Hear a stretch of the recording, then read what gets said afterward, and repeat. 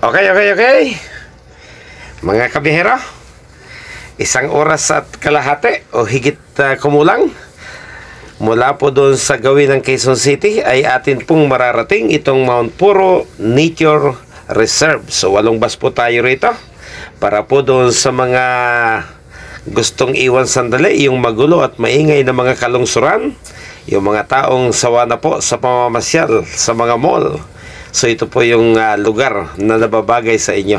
Ang lugar po na ito ay malapit lang. Ito po ay matatagpuan sa Barangay Calawis, sa bahagi po ng lungsod ng Antipolo.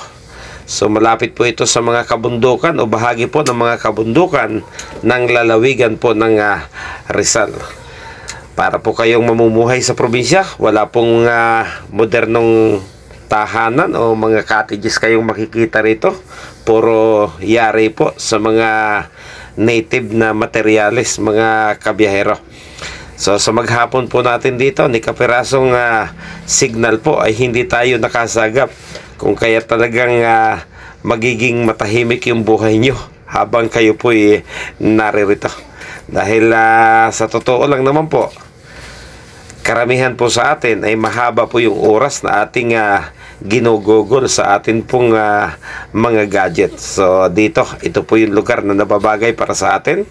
Kung gusto po nating mapahingahan ang ating mata, mapahingahan po yung ating mga tainga, pasyal na po kayo sa lugar na ito, mga kabiyahero.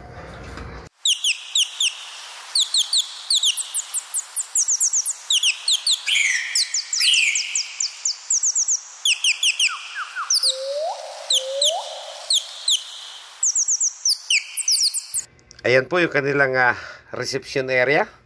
Para po bang nadaan lang kayo sa isang native na tahanan, sa isang highway habang kayo po nasa biyahe, mga kabiyahero.